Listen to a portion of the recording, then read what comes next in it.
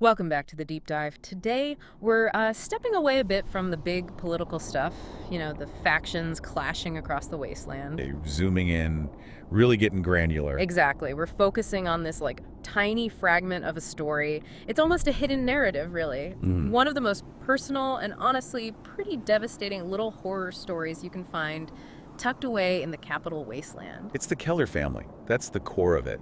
And for you listening, this whole thing unfolds through these scattered audio logs. The holotapes, right? The Keller family transcripts from Fallout 3. Precisely. And it's just a brilliant piece of environmental storytelling. There's no quest marker popping up saying, go investigate this tragedy. Nope. You just stumble on one piece. Maybe you find Tina's tape first or Candace's. And suddenly you're pulled in. You become this sort of wasteland archaeologist digging into one family's desperate and ultimately failed attempt to survive the Great War. So our mission for this deep dive is kind of twofold. First, playing detective, we need to piece together that 4-digit code, The key to that bunker. the key to the secure military bunker inside the National Guard depot. But maybe more importantly, we need to unpack the moral cost, the psychology behind it. How all that pre-war family baggage, the tension, the resentment. It just got amplified by the bombs dropping, turned what should have been a sanctuary into, well, something else entirely. It's just pure irony, isn't it? You, the player, you go through hell. You risk everything. Cross the whole map, brave some of the deadliest spots in DC. Just to find these last, heartbreaking messages from a family that basically couldn't stand each other. And what's the reward for uncovering all that pain? A weapon. Not just any weapon, a weapon of, insane, indiscriminate destruction. It's almost poetic in a really grim way. So we're tracking the numbers, 4, 5, 6, and 7. And we're tracking the lives, the broken relationships behind each digit. Okay, let's start at the beginning. With the guy who set this whole tragic domino chain in motion, Alex Keller. The mastermind. Or maybe the tragic hero. Or the villain. It's complicated. Yeah, he's a U.S. Army National Guardsman, and he used his position, his insider knowledge, not really for duty, but for, well, survival, his family's survival. And he knew something crucial. Something the average Joe on the street probably didn't grasp until it was way too late. Which was? That the official plan, the public vaults, Yeah. it was already a bust. Right, we get that directly from the transcripts, don't we? This wasn't them being slow off the mark. No, not at all. Alex's sister, Tina, she lays it out plain. They checked Vault 101, they checked Vault 87. Her words were all full to capacity. So the government's promise, basically worthless by that point. Alex saw the writing on the wall. He was the pragmatist. He knew the system was failing, both militarily, probably, and definitely logistically for civilians. So he had to make his own plan. Which involved, let's be blunt, treason.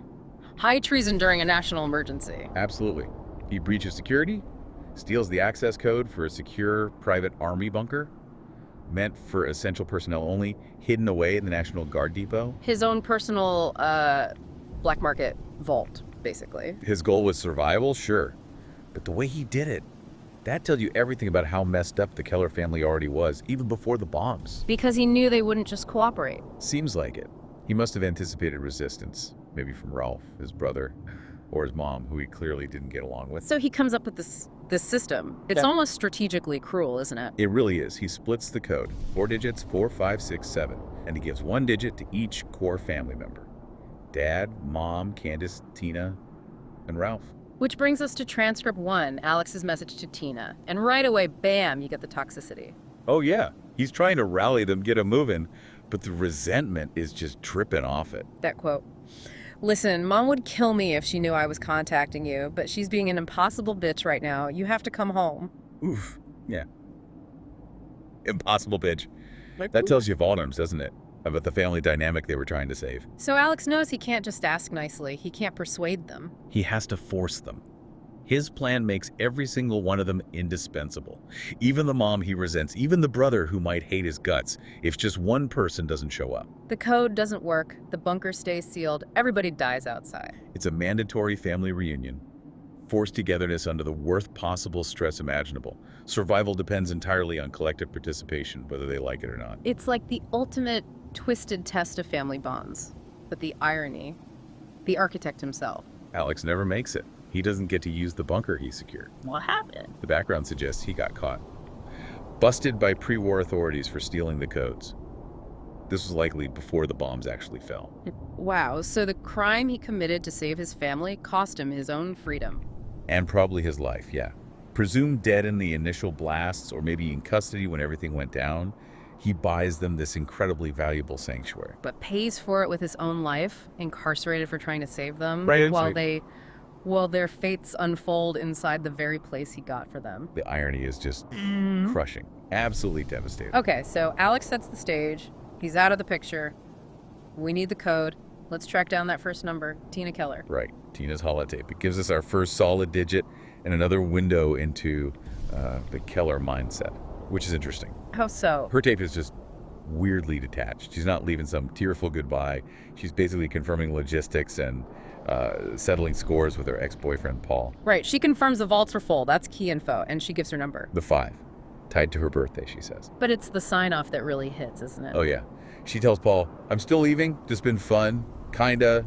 And then the kicker. Oh, and I'm not pregnant, so no worries. The world is literally ending around her. Mushroom clouds on the horizon, probably. And her main concern is making sure her ex knows he's off the hook. It's just profound self-absorption, maybe. Or just extreme pragmatism in the face of annihilation. For her, the apocalypse seems like, I don't know, a convenient way to make a clean break. Yeah, focused entirely on her own immediate situation. Forget family drama, forget global catastrophe, just gotta text the ex. Pretty much. Confirms the vault situation, gives us the number 5, and effectively ghosts Paul forever. On to the next digit. All right, moving through the family. The more we look at these tapes, and especially when you bring in the cut content. Right, the stuff that didn't quite make it into the final game but exists in the files. It becomes so clear that the bombs didn't create the problems in this family. They just threw gasoline on a fire that was already burning. Absolutely. Alex's plan, however clever, depended on people who just fundamentally couldn't get along or trust each other. Yeah. Let's talk about the dad, Mr. Keller. His tape, transcript 4, it's just pure panic, right? Yeah. Like angry panic, patriarchal panic. Totally. He's desperate. He's demanding his son, Ralph, get back now. And his message shows exactly how Alex's plan worked or didn't work initially. He's yelling, Ralphie's son, this is your father. We can't get into the goddamn vault without you. He literally says it. Get your ass over here now. My 4 is useless without you, boy. And boom, there's the digit. The number 4. So picture it. They're standing outside the bunker door, bombs possibly imminent, and they're stuck because Ralph is missing. But that's just the start of the horror for Mr. Keller. The real tragedy unfolds after they presumably get Ralph back and seal themselves inside. Because when you, the player, finally breach that bunker decades later. He's the only one still. Well, alive isn't the right word, mobile. But he's transformed. Into a glowing one. Yeah, a highly radioactive feral ghoul. Immensely powerful, incredibly dangerous, guarding the remains of his family. And this is where that cut content becomes so important. The diary of Candace Keller. It explains why he ended up like that. It wasn't the initial bombs. Exactly, that's the gut punch. They survived the nuclear firestorm, only to be destroyed by their own character flaws from within.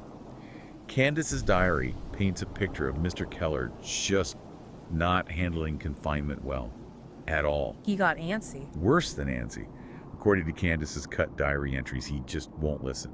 He kept leaving the bunker regularly. Leaving why? To salvage supplies from the rest of the base, she writes. Think about that. They're in a secure military bunker, presumably stocked, but he couldn't sit still. Boredom, impatience, maybe just pre-war entitlement kicking in. So he's constantly breaking the seal, going out into the irradiated ruins of the National Guard depot. And bringing that radiation back inside with him every single time, exposing himself, exposing his wife, exposing Candace. That is just mind-bogglingly reckless. He survived the apocalypse only to compromise everything because he was bored. It feels like a story about the failure of, pre-war mentality in a post-war world. He couldn't adapt to scarcity, to confinement, to the need for absolute caution. His repeated exposures led to his ghoulification. And probably the deaths of the others. There are 3 bodies found in there. It's strongly implied. His transformation into a feral ghoul, likely slow and agonizing, probably resulted in him eventually attacking and killing his wife and daughter. The diary captures that growing dread and resentment. Candace writes about his supply runs, how they expose everyone, and concludes, I really hate him sometimes. Wow. Trapped in a tiny bunker with the person slowly poisoning you and turning into a monster who you also happen to hate. That's bleak. It's the confinement and the resentment that became the real killers, not the bombs. Let's talk about Candace then. Her tape it's just pure terror, isn't it? Yeah, transcript 3, it's addressed to her mother. It captures that exact moment of realization, seeing the mushroom cloud. Mom, it's Candace. Oh my God, it's really happening. I can see the cloud. It's so big. Mom, I'm so scared.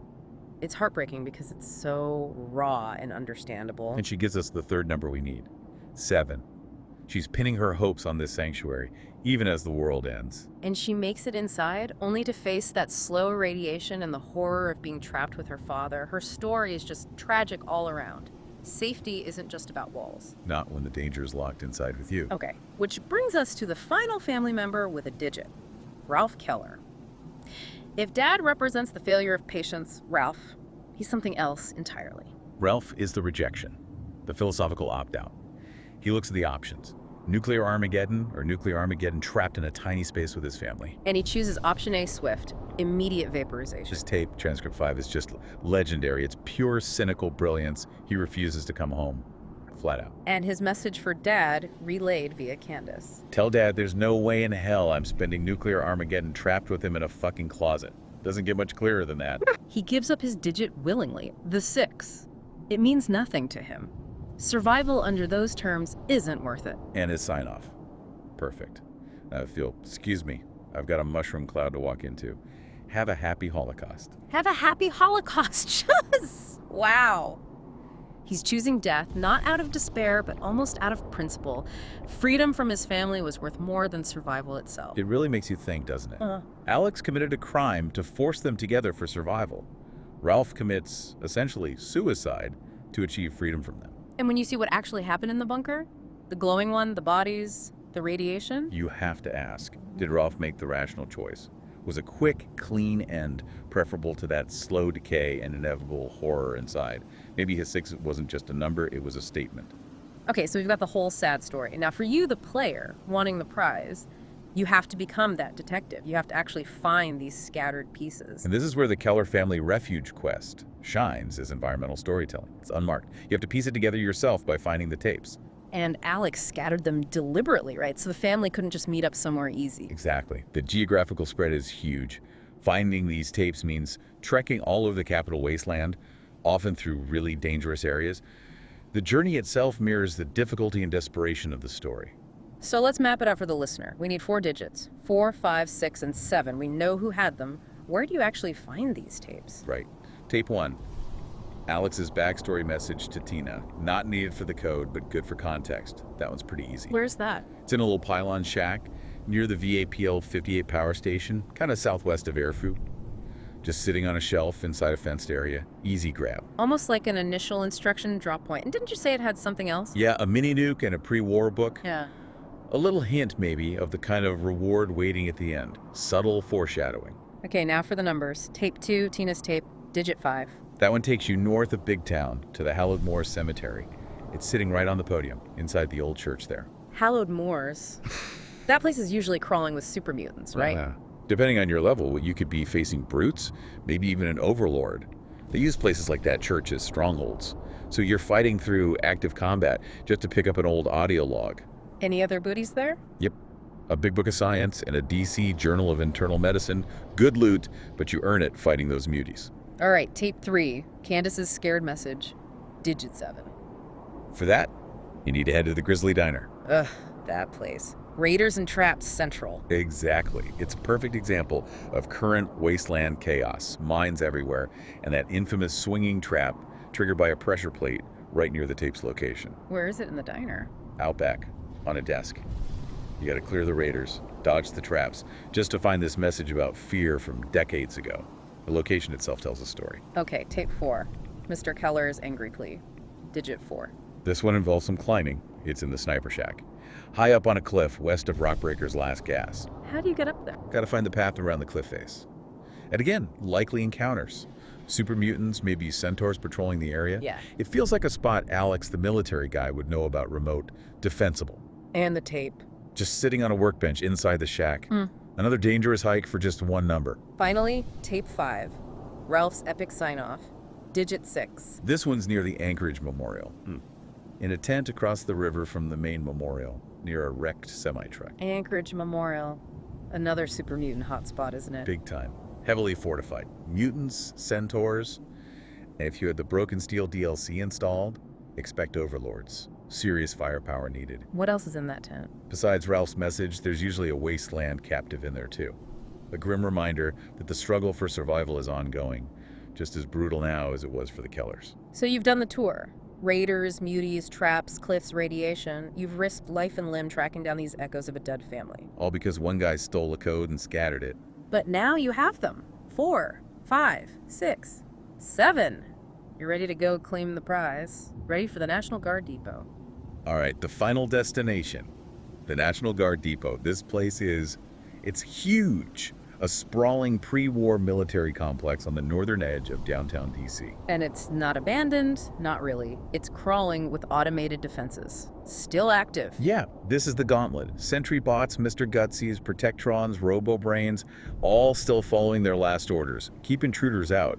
Exactly the kind of security Alex Keller bypassed. And getting to the actual bunker entrance, it's a maze. The place is heavily damaged, collapsed in sections. You have to navigate almost the entire facility. Let's break down that journey, because it's rough. It really makes you feel like you're earning whatever's at the end. First, you got to get into the main depot building.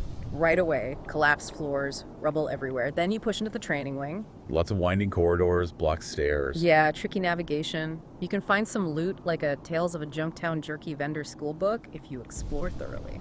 Then, after the training wing, you move into the offices. This area is often highly irradiated because the building's compromised. More robots, more rubble. Right. You're basically forced to climb up through the destruction to reach the upper levels. Is there anything specific up there? Yeah, that's where you can find that rare, oversized copy of the Duck and Cover book. Kind of ironic finding that after fighting through a nuclear wasteland facility. But the main goal of getting up there isn't the book, right? It's about accessing the armory. Exactly. The utility door that leads to the armory section, where the Keller bunker is hidden, has a very hard lock. You can't pick it. So how do you open it? There's an electrical switch, but it's hidden away. Where? On the top level of the depot offices. The level you just fought tooth and nail to reach. You flip that switch. And it opens the door way down below. 2 stories below, yeah. Yeah. It's a deliberately complex path. They make you traverse the entire upper structure just to unlock a door on a lower level. It tests your persistence against enemies and the environment. It's such a convoluted defense. I remember hearing about glitches people used to bypass all that. Oh, absolutely. Players figured out ways to, like, click the camera through the wall near the armory terminal downstairs and activate the switch prompt remotely. Third-person view, specific crouching angles. Yeah. Really elaborate stuff. Just shows how badly people wanted what was inside, right? To go through all that trouble either fighting or glitching. Definitely. So, okay, you flip the switch, head back down, deal with the sentry bot guarding the now unlocked armory entrance. You get inside the National Guard armory proper. There's some regular loot in there, small guns, bobblehead. Right, but you go deeper into the sealed storage area, and there it is, the terminal controlling the Keller family refuge. Punch in the code, 4, 5, 6, 7. The blast door slides open, and you're greeted by that grim scene. The 3 skeletons, and the glowing, hostile form of Mr. Keller. The sanctuary turned tomb. A pretty chilling moment. But then, for you, the survivor. It becomes useful. The bunker itself, once cleared, is actually functional player housing. Yeah. You get beds, a couple of workbenches, safe storage. It's a solid reward in itself. And there's immediate loot inside the bunker, too, right? Yep. Military-grade stuff. 5 mini nukes, remember that foreshadowing from the Pylon Shack? Oh, a nice callback. A Nuka-Cola Quantum, which is always valuable. And that. Practical skill book. U.S. Army. 30 handy flamethrower recipes.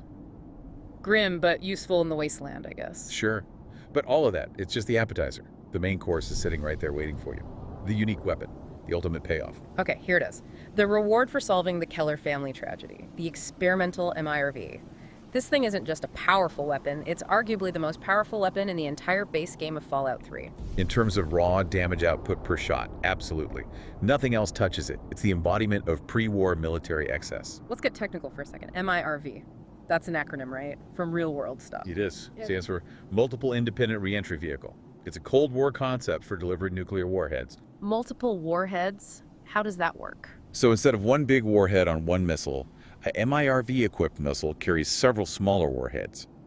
After launch, these can separate and hit different targets, or all hit the same target from slightly different angles. Basically, overwhelming defenses, ensuring total destruction. Precisely. It's about saturation and guaranteeing the kill. Overkill, perfected. And the game translates that concept into a shoulder-fired launcher. Yep. The experimental MIRV is a unique Fat Man.